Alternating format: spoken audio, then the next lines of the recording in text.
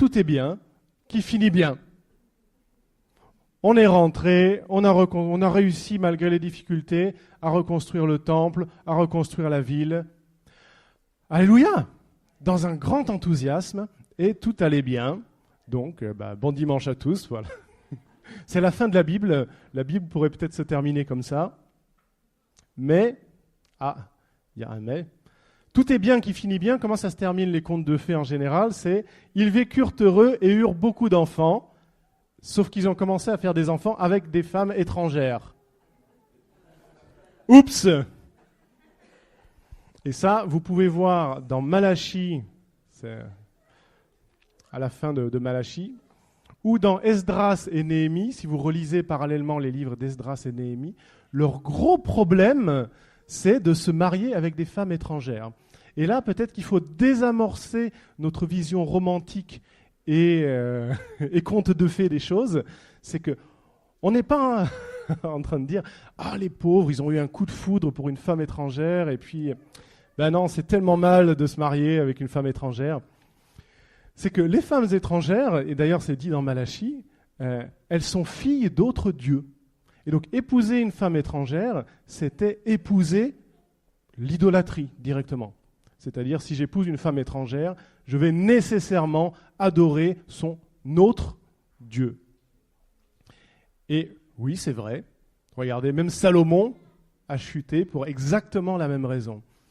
Et donc, Esdras et Néhémie, notamment, sont particulièrement attentifs à cette question, parce que le mariage avec des femmes étrangères, c'est devenu le truc à ne pas faire. Parce que, pour eux, c'est à cause de ça que, petit à petit, on a dérivé dans l'idolâtrie, qui a mené jusqu'à l'infidélité, jusqu'à la destruction, et ils ne veulent pas recommencer ça.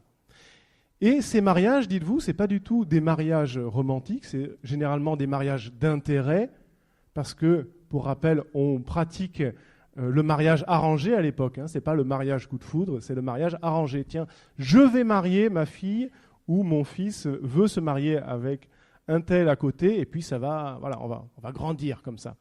Et on va prendre du terrain, etc., etc. Mais ce n'est pas ce qu'il faut faire. Mais passons, disons que ce n'est pas si grave. Qu'en est-il du temple à l'époque de Malachie? Eh bien, ce qu'il faut réaliser, c'est que le message de Malachie, vous voyez, vous terminez Zacharie, vous tournez une page, il s'est passé pratiquement 60, 80 ans. L'équivalent de 3 ou 4 générations se sont écoulées entre Zacharie et Malachie. Entre l'encouragement à reconstruire le temple, vers 515, et le moment où Malachie parle. Donc presque, si on exagère un tout petit peu, presque un siècle s'est écoulé avec ce nouveau temple, avec la ville reconstruite. Et qu'est-ce qui se passe une fois l'enthousiasme passé? Le bilan, après quasiment un siècle, sonne comme ceci dans Malachie. Allons, lequel de vous fermera donc les portes pour que vous n'allumiez pas en vain le feu sur mon autel? Je ne prends aucun plaisir en vous, dit l'Éternel des armées, et je ne veux pas recevoir d'offrande de votre main. Waouh!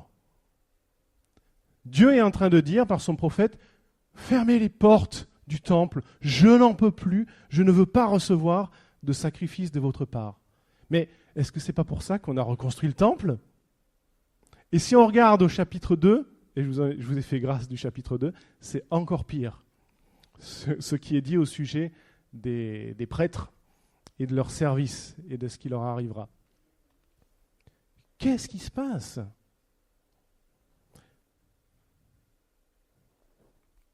Que se passe-t-il donc pour que, à peu près moins de 100 ans après la reconstruction du temple, Dieu dise « Non mais on ferme. On ferme, ça va plus. Je vous supporte plus. Je ne supporte plus ce temple. Fermez boutique. » Eh bien voilà ce qui s'est passé. Voilà la liste telle qu'elle est décrite dans Malachie. D'abord, le peuple apporte des offrandes au rabais. On apporte comme sacrifice à Dieu, l'Éternel, le roi des rois, des bestioles boiteuses, borgnes. En gros, les restes du troupeau, on les apporte à Dieu parce que ça nous débarrasse. Vous voyez, c'est sur ce qu'on ne peut pas mettre sur le bon coin, on l'amène au temple.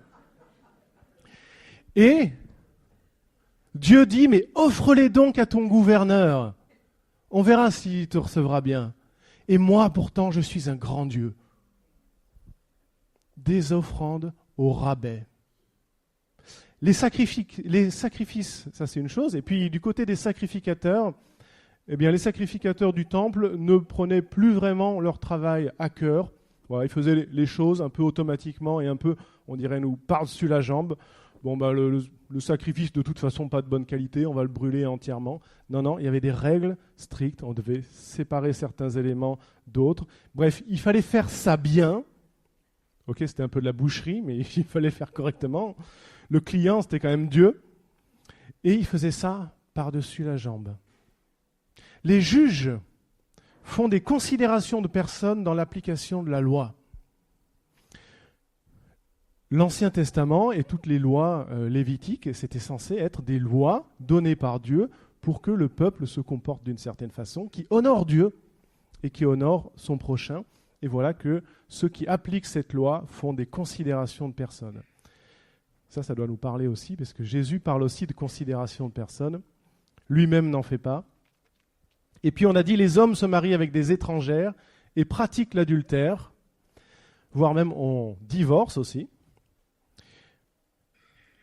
Le peuple n'apporte plus la dîme au temple. Encore un sujet. Alors on peut prendre Malachie pour parler sur la dîme. C'est un des sujets qui est souligné, c'est vous n'apportez plus la dîme.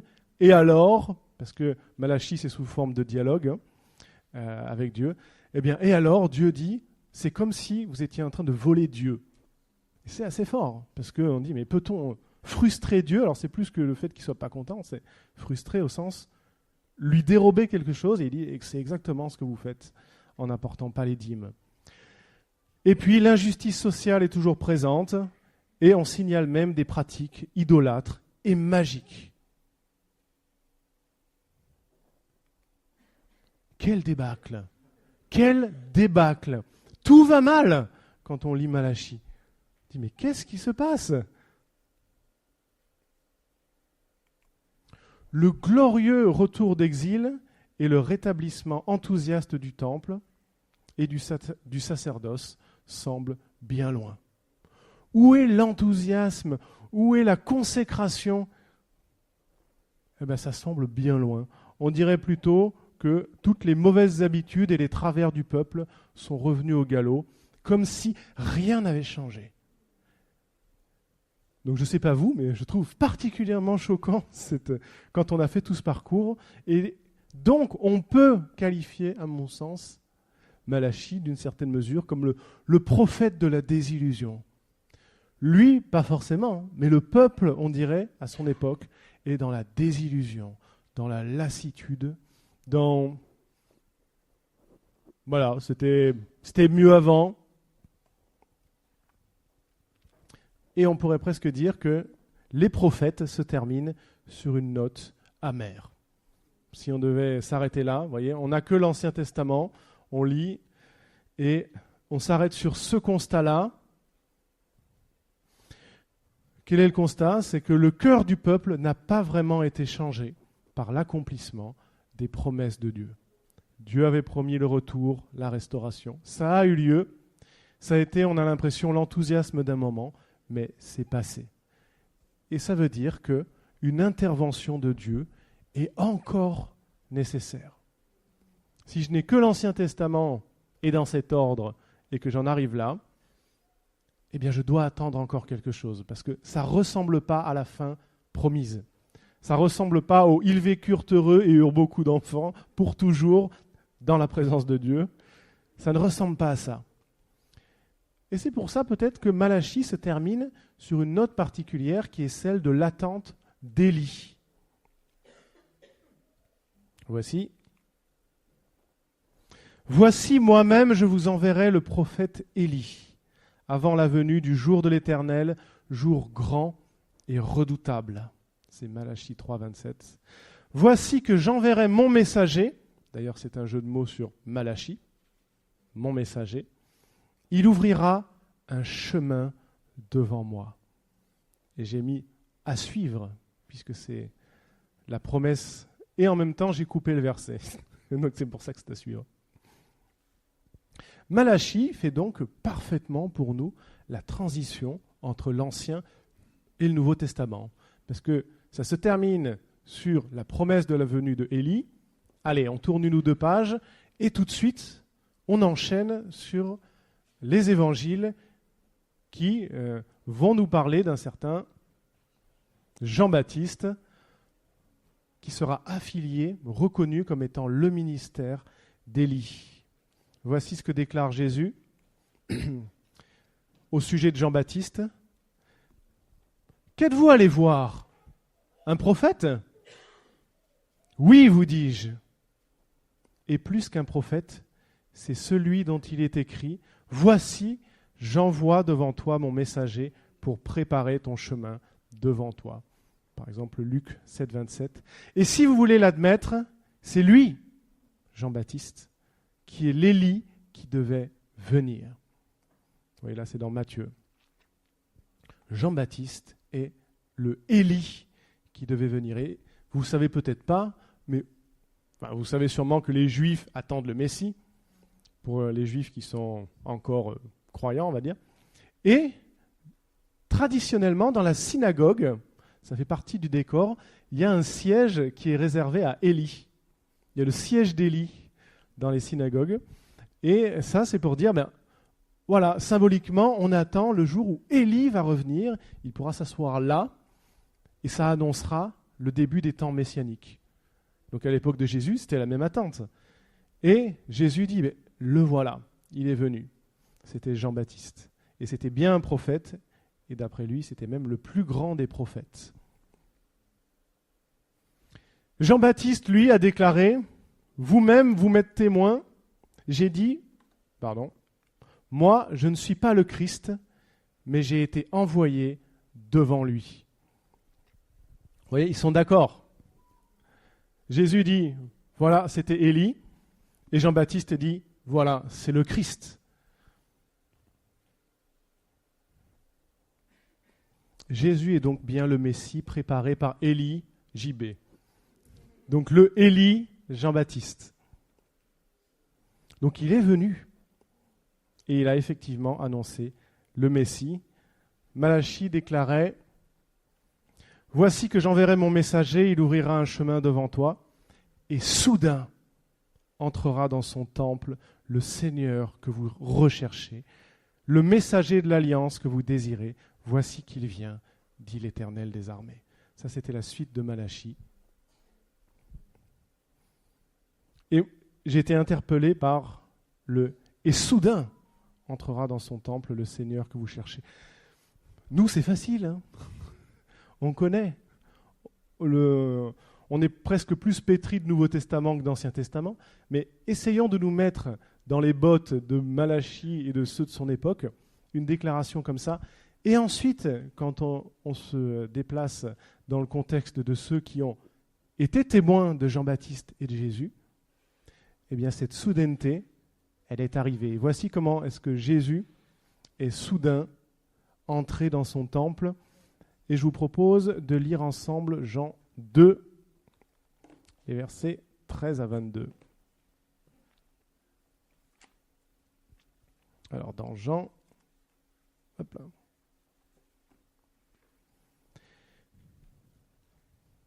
Je vous lis.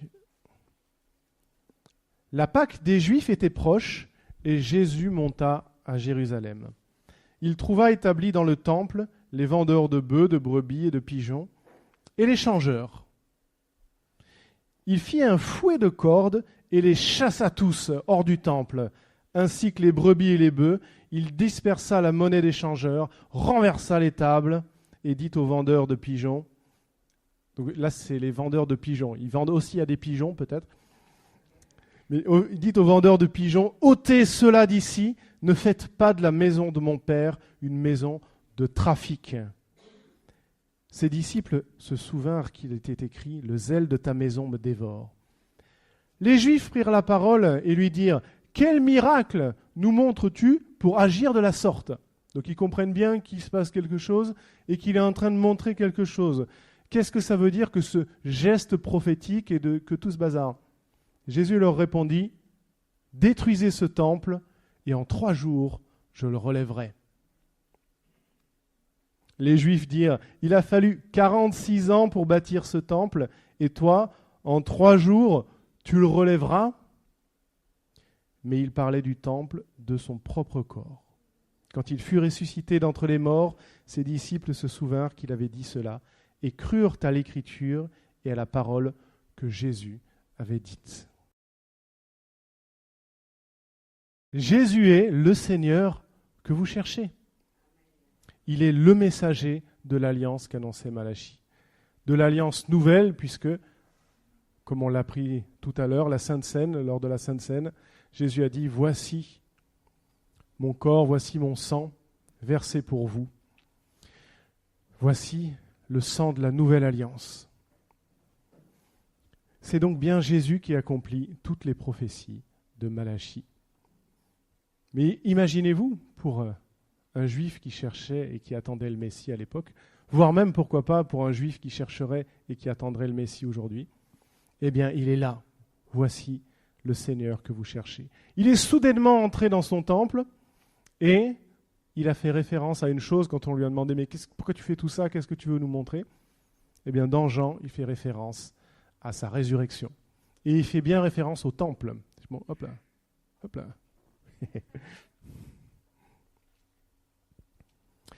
Jésus a enseigné que ce qui était important, ce n'était pas le temple de pierre, mais c'était le temple de chair. Je détruirai ce temple. Ah, mais il a fallu 46 ans. Vous voyez, ils sont en train de parler du temple, du second temple qu'on a reconstruit, qui était si glorieux au début. Et ils continuent à le trouver glorieux. Mais Jésus est en train de parler d'autre chose, et il est venu pour autre chose. Et là, à cet endroit-là, il parle du temple de chair. Le temple que Jésus est venu purifier, c'est le cœur de l'homme. Il ne suffisait pas d'avoir un beau temple en pierre, et même, clairement, Malachie montre que ce n'était pas suffisant, que même un glorieux retour d'exil n'était pas suffisant. Il fallait un changement de cœur. Et pour ça, pour tout remettre en ordre, eh bien, il fallait un sacrificateur parfait. Il fallait un sacrifice parfait. Et il fallait un médiateur parfait. Alors, pour le faire court, vous vous souvenez que les sacrificateurs n'étaient pas parfaits dans Malachie. Ils ne faisaient pas leur travail très sérieusement. Eh bien, Jésus est celui qui est le sacrificateur parfait. Il est peut-être aussi et surtout le sacrifice parfait. Vous voyez pourquoi c'était tellement important et pourquoi c'était annoncé depuis très longtemps que le sacrifice offert à Dieu devait être parfait. C'est parce qu'il annonçait l'agneau de Dieu, et Jean-Baptiste a bien dit en voyant Jésus, « Voici l'agneau de Dieu qui ôte le péché du monde. Voici celui qui est sans péché, celui qui ensuite livre son corps à la mort comme un sacrifice parfait. » Et Jésus est médiateur parfait, puisqu'on comprend bien que tout le temple, les sacrifices, tout ça, tout ce bazar, si vous voulez, à quoi ça pouvait bien servir ? Et pourquoi est-ce qu'on est mal à l'aise avec l'Ancien Testament ?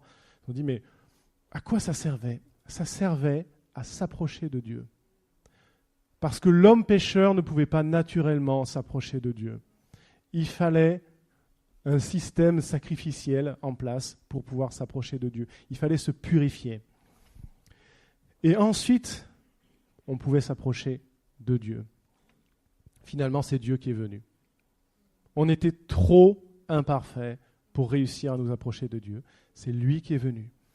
Et donc Jésus-Christ est médiateur, on dit, c'est un terme un peu, c'est pas pour faire de la guitare, c'est le médiateur, c'est parce qu'il est parfaitement Dieu et parfaitement homme.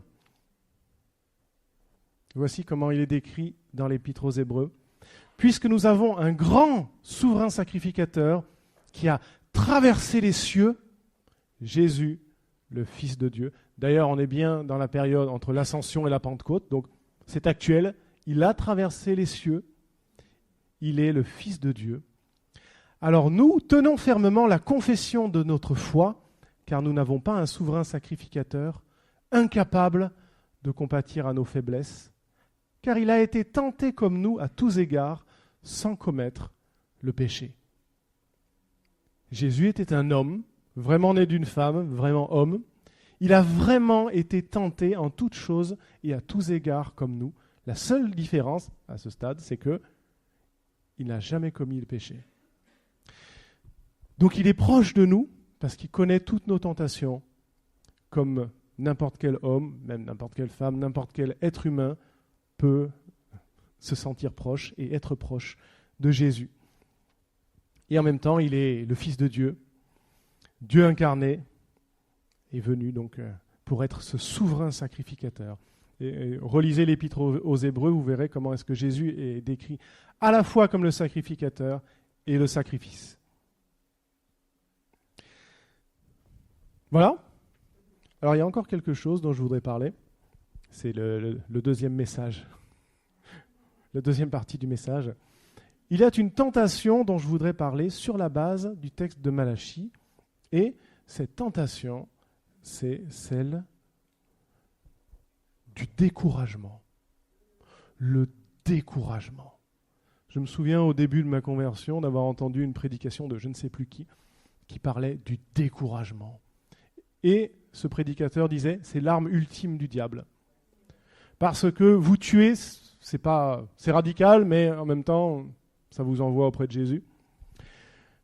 Vous persécutez, dans toute l'histoire, ça en écarte quelques-uns, mais ça en fortifie d'autres. C'est pas si efficace. Le découragement, lui, il a la faculté de vous mettre à plat et vous rendre inopérant. C'est donc l'arme ultime du diable, le découragement. Alors, lisons, on retourne dans Malachie, Malachie 3, les versets 13 à 18. Hop.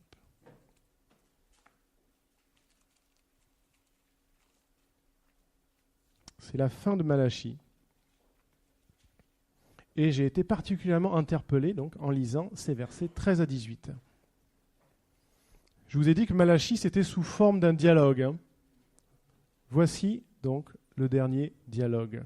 « Vos paroles ont été dures contre moi, dit l'Éternel. Et vous avez dit, en quoi avons-nous parlé contre toi ?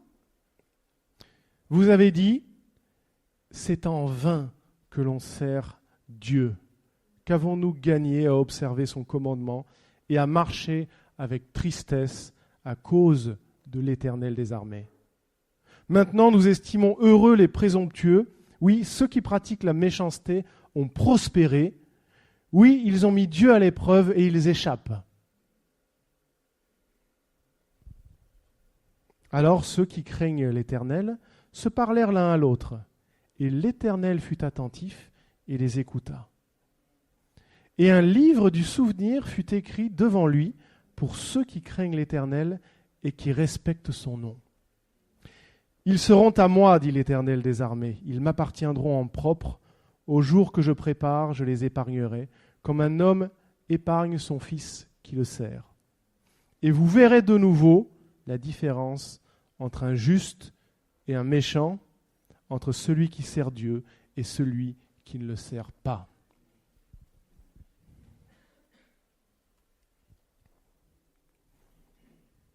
Vous avez dit, c'est en vain que l'on sert Dieu. Qu'avons-nous gagné à observer son commandement et à marcher avec tristesse à cause de l'Éternel des armées ? Ça sonne très désabusé. Ça sonne très découragé quand même. Alors, à partir de là, je pose une série de questions qui dérangent. Est-il possible qu'il y ait des désillusions, du découragement, des frustrations dans notre vie chrétienne, voire dans notre ministère ? Alors, Non, sûrement pas ici, c'est ça. Ici, non, on l'a vu ce matin. Mais avec Malachie, vous voyez, il nous a plombé l'ambiance. On était tout feu, tout flamme, et puis, justement, ça illustre bien comment était le peuple au début. Et puis, au bout d'un certain temps, au bout d'une demi-heure de prédication, vous voyez, le Saint-Esprit, il est en vacances. Et puis, nous aussi, on commence à penser à ce qu'on va manger. Quand est-ce qu'il a fini de causer, l'autre là-bas sur l'estrade, d'ailleurs il a trop chaud. Quand est-ce que c'est terminé cette prédication? Vous voyez, tous ces genres de pensées qu'on n'a jamais, bien sûr. Mais plus sérieusement et plus gravement, est-ce qu'il peut y avoir, ou est-ce qu'on n'est pas des fois vraiment découragé dans notre vie chrétienne, frustré, les choses ne se passent pas comme on voudrait ou aussi bien qu'on aurait voulu, et puis même arriver jusqu'à une certaine désillusion. Ouais, c'est comme ça. C'est pas aussi bien, finalement, que ce que je croyais. Pour rappel, du temps de Malachie, alors là, je pense qu'il y a...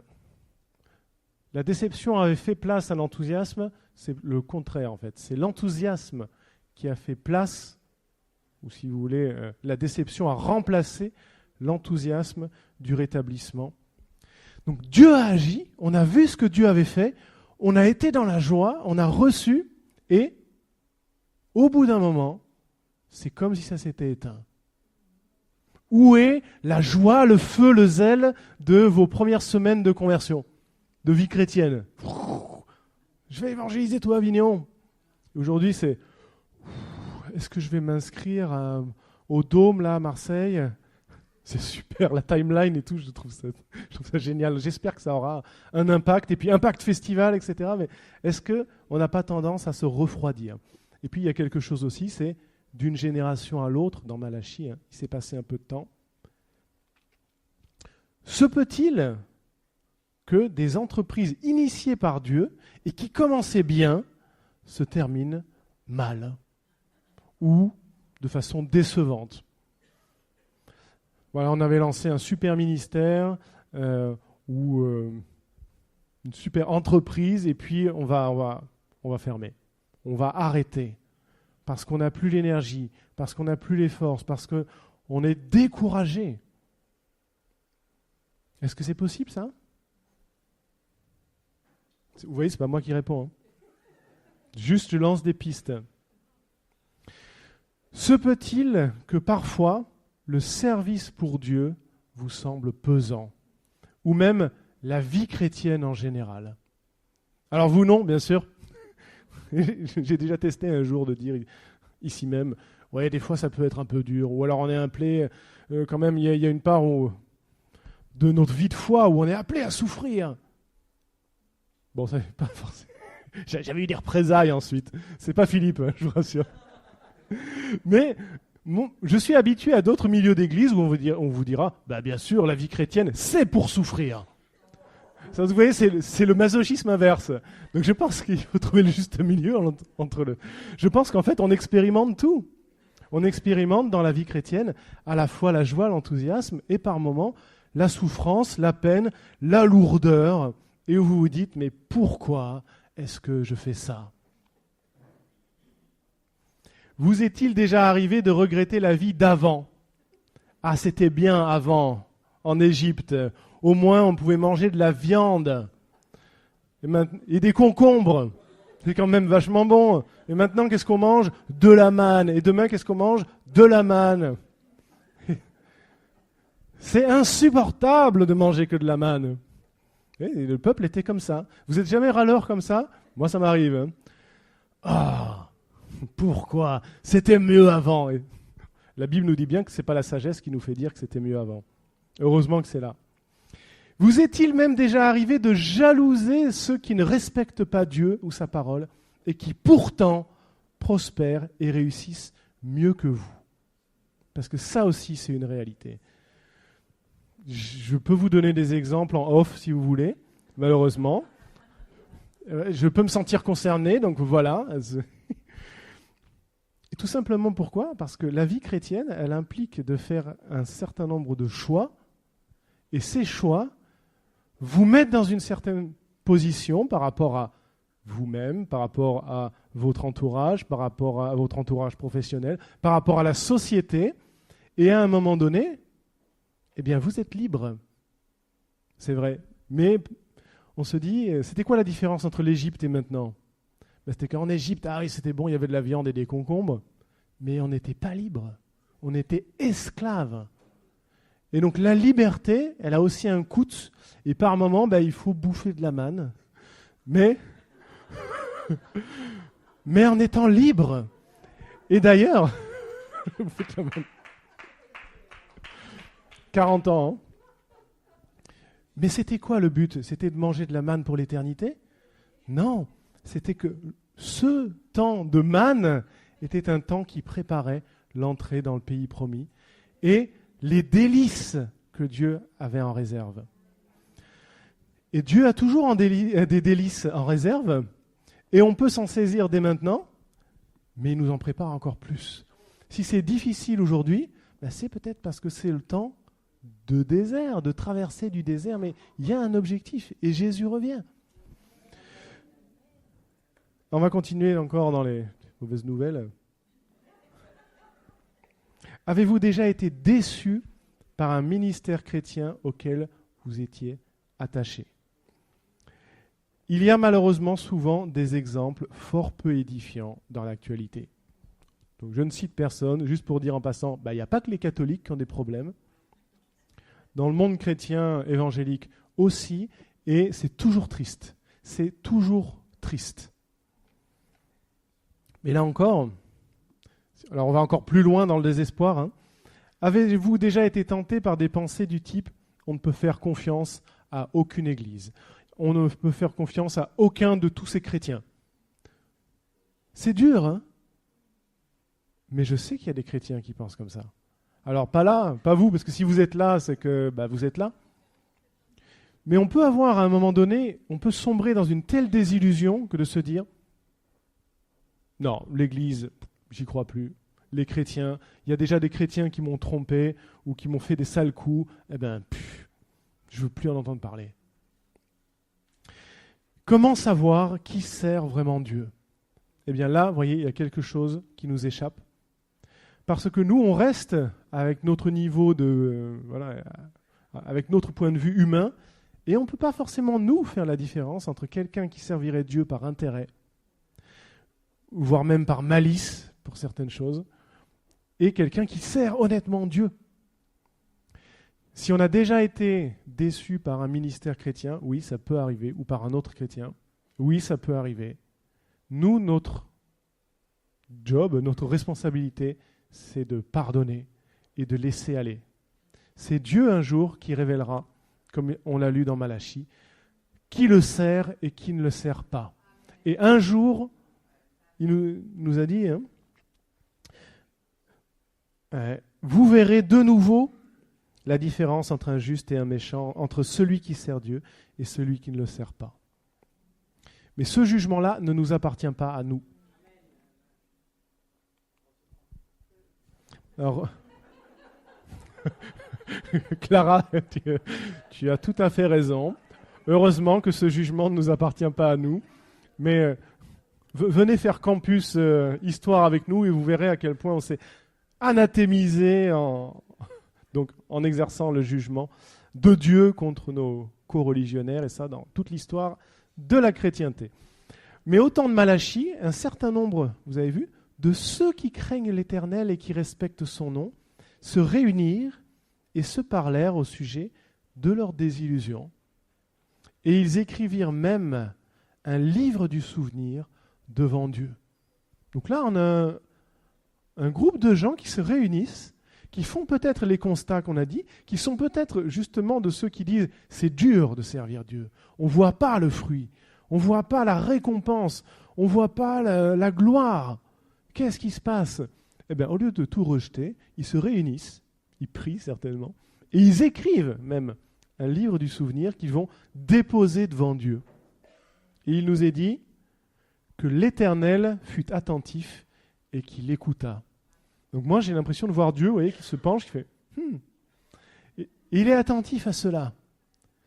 Ce n'est pas les mêmes que ceux dont il était dit, mais fermez les portes, j'en peux plus. Cela, il est attentif.